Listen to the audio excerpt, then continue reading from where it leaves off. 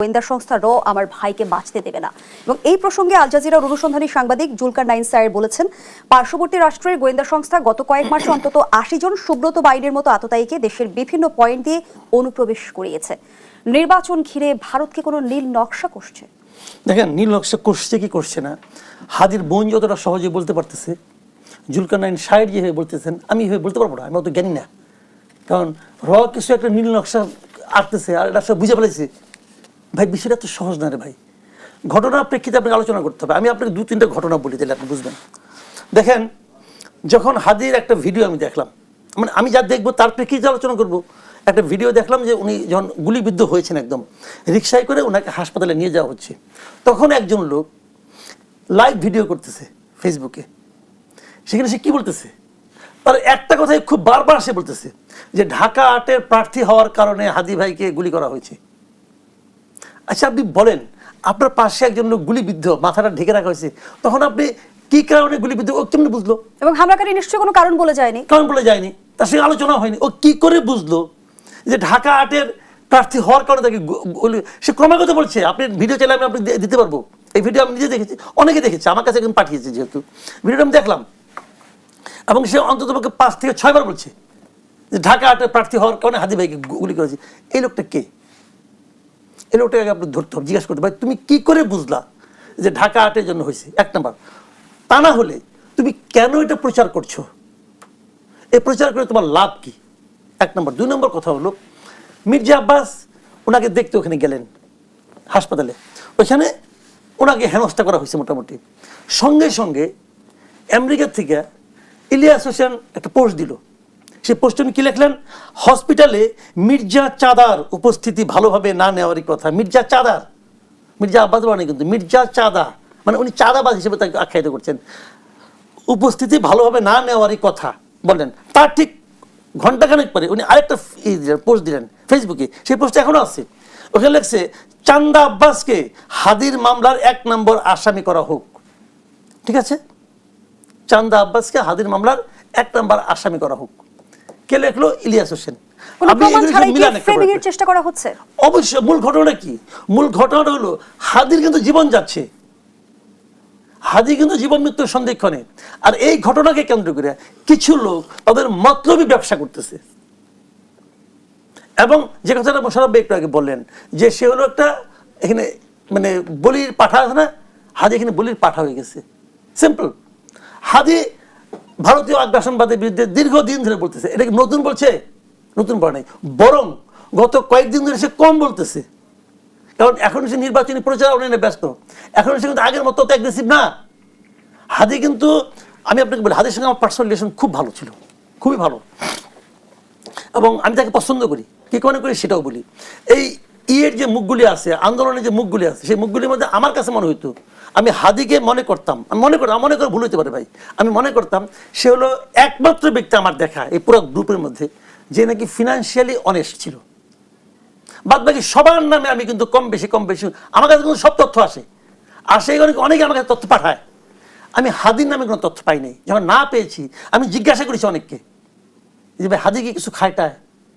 আমাকে খুব ভালো একটা সোর্স থেকে বলছে যে আমরা পরীক্ষা করে দেখছি সে খায় না।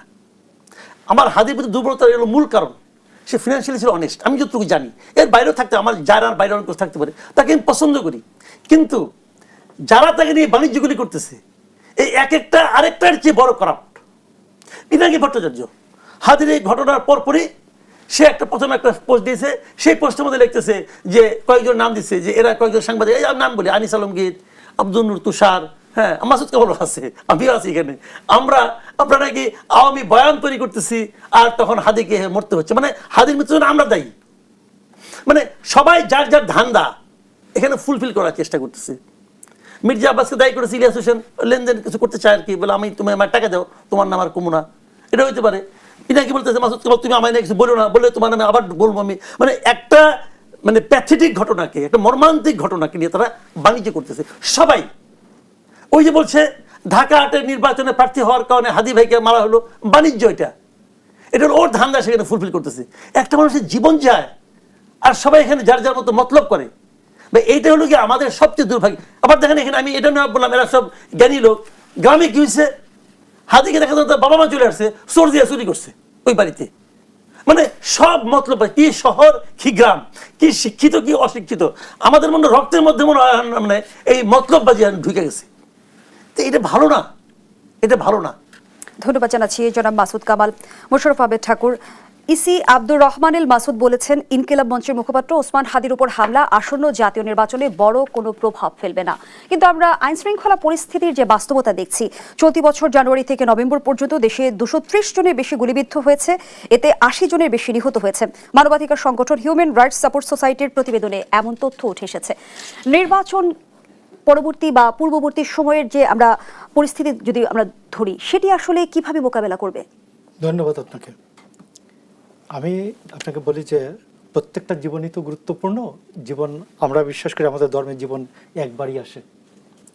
তো সেই কারণে আপনাকে এই জায়গাটাতে আসার আগে আমার একটা ছোট্ট বক্তব্য হচ্ছে, এই ৮ আসন 1991 সালে জামায়াতের যে আমির ছিলেন আব্বাস আলী খান, 71 সালের মন্ত্রিসভার যে সদস্য আব্বাস আলী খানকে দিয়ে এই মতিঝিল আসনে, তখন মতিঝিল, পল্টন, সবুজবাগ এগুলো একসাথে ছিল, খিলগাঁও এগুলো একসাথে ছিল, একটা আসন মতিঝিল।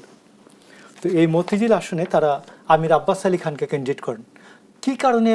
এবং ওই সময় মির্জা আব্বাসের বয়স জাস্ট 38 বছর, 1991 সালে জাস্ট 38 বছর, 52 সালে জন্ম, আর 38 বছরের ছেলে আমির আব্বাস আলী খানের সাথে ইলেকশন করে উনি বিপুল ভোটে পাশ করেন।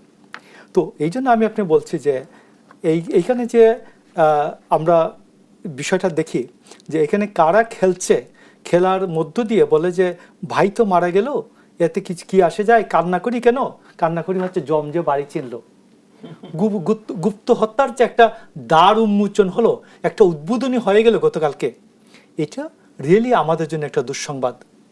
এবং আমি আপনাকে বলি যে আমাদের ইসি যে বলেছেন, ইসিকে আমরা, ইসি না, আমরা গভর্নমেন্টকে, ইসিকে তো এখন বলবো অবশ্যই, আমরা গভর্নমেন্টকে আপনার এই শোতে বহুবার বলেছি, স্বরাষ্ট্র উপদেষ্টাকে, যে দয়া করে আপনি অস্ত্রগুলো উদ্ধারের ব্যবস্থা করেন, দয়া করে আপনি লক্ষ লক্ষ রাউন্ড বুলেট যে বাইরে আছে, AK-47 আছে মাঠে, SMG আছে, SLR আছে, মানে সাব মেশিন গান আছে, লাইট মেশিন গান আছে, এই সমস্ত যে রাইফেল, অ্যাসল্ট রাইফেল আছে, এইগুলো যে মারাত্মক অস্ত্রশস্ত্র যে বাইরে যে আছে, তো 7mm বুলেটের পিস্তল বাইরে আছে, এইসব যে অস্ত্রশস্ত্র আছে, র্যাবের অস্ত্র, আর্মির অস্ত্র, এইগুলি যে লুট হয়েছে, এই লুট করা অস্ত্রগুলি দ্রুত খুঁজে বের। কিন্তু মোশাররফ আহমেদ ঠাকুর, গণঅভ্যুত্থানে তো বেশ কিছুদিন, মাস পেরিয়ে গেল, এখনো লুট হওয়া অস্ত্র উদ্ধার হলো না কেন?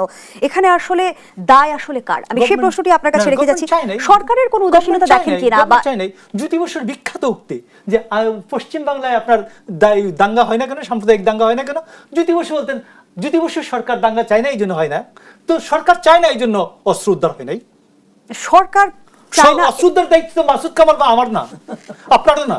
অস্ত্র উদ্ধার দায়িত্ব কার? মাসুদ কামাল, আমি এক লাইন আপনার বক্তব্য নিয়ে যাই। ব্যক্তিকে কি আমি সরকার অস্ত্র উদ্ধার করতে চায় না, বিষয়টি কেমন? কি সরকার লুট হওয়া অস্ত্র উদ্ধার করতে চায় না, যেমনটি অভিযোগ করছেন কথা বলছেন না? আমি এটা একটু উল্টো করে বলি, সরকার কি চায়? আপনি এটা দেখেন তো, কি দেখে আপনার মনে হয় সরকার চায়?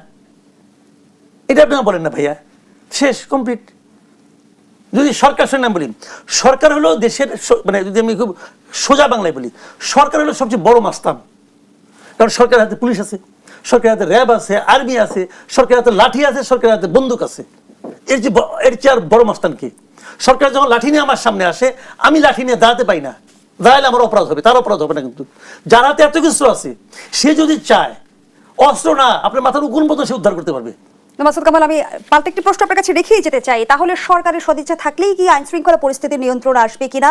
আমি ব্যাখ্যাটা শুনবো বিরতির পর। দর্শক, দেশ সাম্প্রতিকের এই পর্যায়ে আবারও বিরতি নিচ্ছি, সাথেই থাকুন। আবারও আমন্ত্রণ, দেখছেন দেশ সাম্প্রতিক। আমরা আবারও ফিরছি আলোচনায়। জনাব মাসুদ কামাল, যেমনটি মোশাররফ আহমেদ ঠাকুর অভিযোগ করছিল যে সরকারের সদিচ্ছার ঘাটতির কারণেই লুট হওয়া অস্ত্র উদ্ধার করা যায়নি, আপনিও বলছিলেন কোনো জায়গায় আমি সদিচ্ছা দেখছি কিনা। আমি আপনার কাছে পাল্টা প্রশ্ন রেখেছিলাম যে সরকারের সদিচ্ছা থাকলে কি আইন শৃঙ্খলা পরিস্থিতির নিয়ন্ত্রণ সম্ভব? অবশ্যই সম্ভব। তাহলে কার সদিচ্ছা লাগবে বলেন তো? একটা দেশের আইন শৃঙ্খলা পরিস্থিতি নিয়ন্ত্রণ করতে চান, তাহলে কার সদিচ্ছা লাগবে? আপনার। কিন্তু আপনার সদিচ্ছা কোনো মূল্য আছে? 24-এর গণঅভ্যুত্থানের বাস্তবতা তুলে ধরে জনাব মাসুদ কামাল, আমরা দেখেছি যে বিধ্বস্ত হওয়া আইন শৃঙ্খলা বাহিনীকে শৃঙ্খলায় ফেরানোই কিন্তু সরকারের জন্য বড় চ্যালেঞ্জ ছিল। তারা সেই চ্যালেঞ্জ গ্রহণ করে নাই, তারা সেই চ্যালেঞ্জ দেখেছে, চেয়ে চেয়ে দেখলাম। এটা গান আছে একটা, তা আমার বলার কিছু ছিল না, চেয়ে চেয়ে দেখলাম, তারা চেয়ে চেয়ে দেখছে, কিছু বলে নাই। আপনি আমাকে বলেন, গত 1.5 বছরে শুরুর থেকে তারা বলতেছে যে পুলিশ বাহিনীর মনোবল ভেঙে গেছে। আপনার কাছে কি একবারও মনে হয়েছে যে এই সরকার যে পদক্ষেপটা, এই যে একটা পদক্ষেপ নিল, এই পদক্ষেপের কারণে পুলিশ বাহিনী মনোবল আবার জেগে উঠবে? মনে হয়েছে আপনার কাছে? মনে হয় নাই। আমি আপনাকে একটা উদাহরণ দিয়ে বলি, এই আন্দোলনে অনেক পুলিশ মারা গেছে, মারা গেছে তো। আচ্ছা, সবগুলোই মৃত্যু কি প্রয়োজনীয় মৃত্যু ছিল? সবগুলো মৃত্যু প্রয়োজনীয় মৃত্যু ছিল না। একটা ছোট্ট এক্সাম্পল দিয়ে বলি, পুলিশের কনস্টেবলের কি ক্ষমতা আছে তার ঊর্ধ্বতনের অর্ডার ছাড়া গুলি করার? নাই। তার ঊর্ধ্বতনকে ধরেন ওসি, ঠিক আছে, ওসি কি ক্ষমতা আছে ইচ্ছা করলে একটা মানুষের গুলি করে মেরে ফেলাবে? সে এসপির অর্ডার পেয়েছে, এসপি কার অর্ডার পেয়েছে? হয়তো ডিআইজির অর্ডার পেয়েছে, ডিআইজি কার অর্ডার পেয়েছে? আলটিমেটলি উঠতে উঠতে আইজি পর্যন্ত আসছে। সে আইজিটা আপনি রাজসাক্ষী বানিয়ে 5 বছর দিয়ে দিয়েছেন। যে মূল অর্ডারটা করলো সে 5 বছর, আর পুলিশের হবে মৃত্যুদণ্ড। হলো কিছু ভাই? যে ট্রিগার টিপলো তার হলো মৃত্যুদণ্ড, আর যে ট্রিগার টিপতে বাধ্য করলো তার 5 বছর। কোন আইন?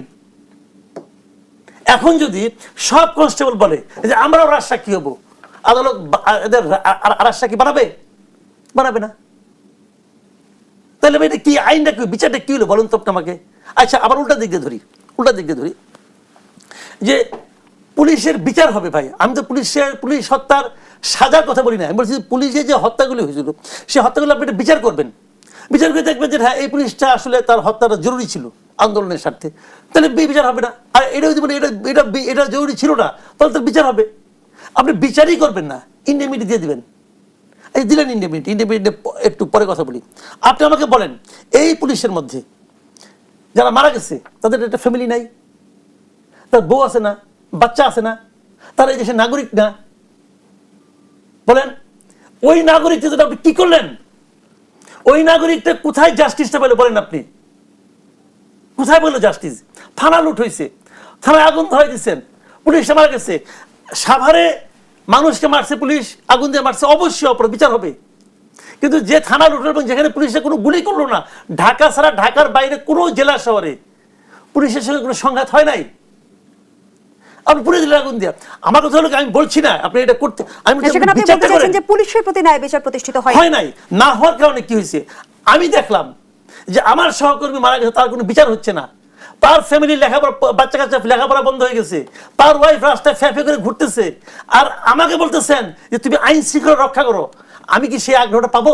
ধন্যবাদ জানাচ্ছি জনাব মাসুদ কামাল। মোশাররফ আহমেদ ঠাকুর, নানা জল্পনা কল্পনার অবসান ঘটিয়ে অবশেষে 25শে ডিসেম্বর দেশে ফিরছেন তারেক রহমান, এমনটি জানিয়েছেন বিএনপি মহাসচিব মির্জা ফখরুল ইসলাম আলমগীর। এবং স্বরাষ্ট্র উপদেষ্টা যেমনটি বললেন যে তারেক রহমানের নিরাপত্তা নিয়ে কোনো শঙ্কা নেই, যা যা নিরাপত্তা দরকার তা দেয়া হবে।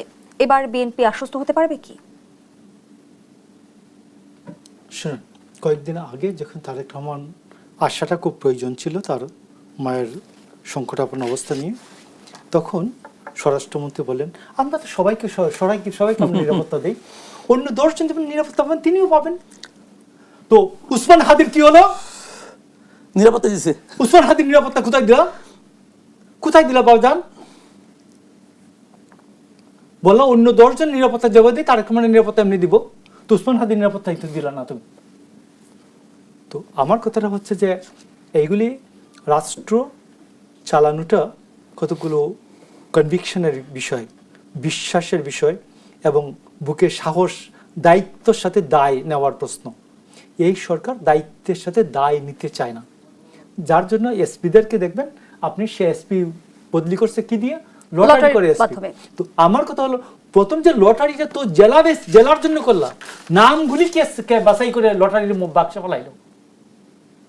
আসুন, এটা বিজয়ের মাস ডিসেম্বর, আমাদের জামায়াতের ভয়ঙ্কর এই কারণে এতে হয় কি, আপনি হয়তো সাময়িক রাজনৈতিক একটা ফয়দা লাভ করতে পারেন, কিন্তু এর বিপরীতে প্রকৃত অপরাধী ছাড়া পেয়ে যায় এবং অপরাধী আরো অপরাধ করতে উৎসাহ বোধ করে। তো এখানেও আমাদের উচিত হবে যে চট করে একটা দিকে ইঙ্গিত না করা অথবা বলে না দেওয়া। এটা একটা ফৌজদারি অপরাধ কিন্তু, তাই না? এটাকে সেভাবেই চলতে দেওয়া উচিত। আমি আমার আইন শৃঙ্খলা বাহিনীর উপর খুবই আস্থাবান।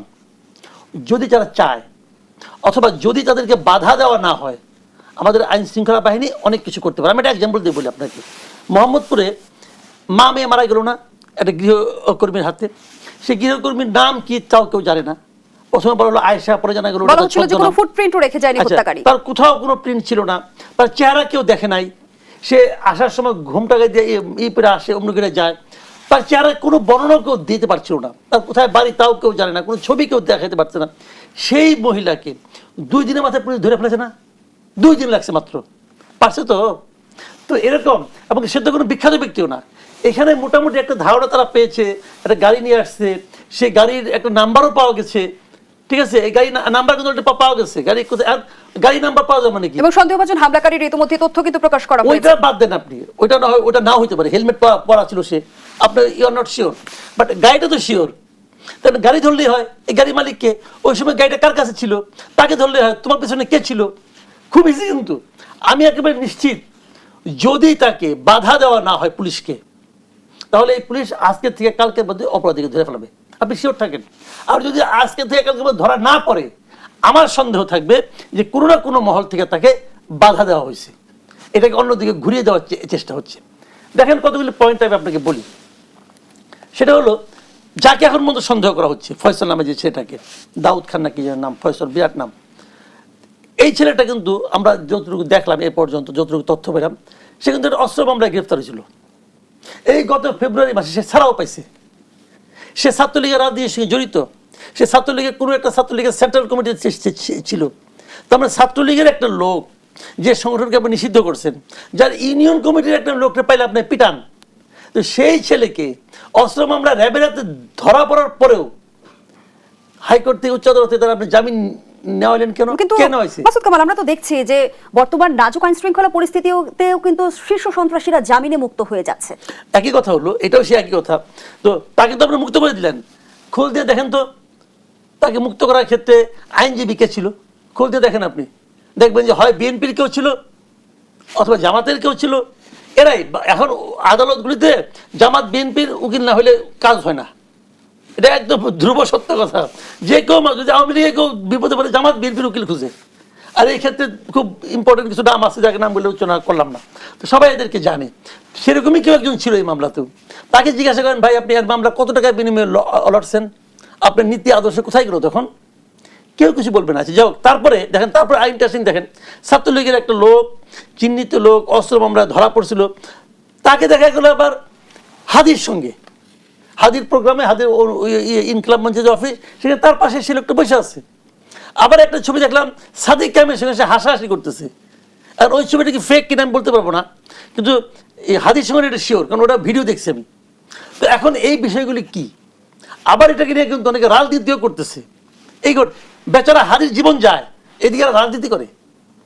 আমি নিশ্চয়ই পরের টার্মে, পরের টার্নে আপনি আবার আমাকে বলবেন, আমি তখন আরো কিছু পয়েন্ট বলবো। ধন্যবাদ জানাচ্ছি জনাব মাসুদ কামাল।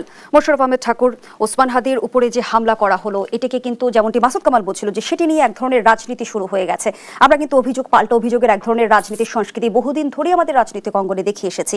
কিন্তু আমি অন্য একটা বিষয় আপনার সামনে উপস্থাপন করতে চাই। আমরা দেখলাম হাসপাতালে ওসমান হাদিকে দেখতে গিয়ে তোপের মুখে পড়েছিলেন মির্জা আব্বাস, এবং তাকে বিভিন্ন ভাষায় স্লোগান দেওয়া হচ্ছিল। এই বিষয়ে যেমনটি বিএনপির সিনিয়র যুগ্ম মহাসচিব রুহুল কবির রিজভী বলেছেন, ওসমান হাদির উপর হামলা করে সেই দোষ বিএনপির ঘাড়ে চাপানোর মতো মাস্টার প্ল্যান করছে স্বাধীনতার বিপক্ষের শক্তি। তারা কারা? ধন্যবাদ আপনাকে, আপনার দর্শক শ্রোতা, অপর বিজ্ঞ আলোচক মাসুদ ভাই। দেখুন, যে ঘটনাটা বলেছেন আমি একটু ভিন্নভাবে বলি। সেটা হচ্ছে যে হাদির সম্পর্কে কালকে রাত্রে অনেক রাত পর্যন্ত দেখলাম যে সব কর্তব্যরত সাংবাদিকরা বিভিন্ন ইন্টারভিউগুলো, বিশেষ করে চর্চা নামে একটা নতুন ওদের একজন সাংবাদিক ওই কাছাকাছি ছিলেন। তিনি যে বর্ণনাটা দিলেন সেটা হলো যে 2:21 হাদি গুলিবিদ্ধ হয়েছেন, ঠিক 2:21, এবং তার কয়েক মিনিটের মধ্যেই ওইখান থেকে লোকজন নিয়ে গেছেন।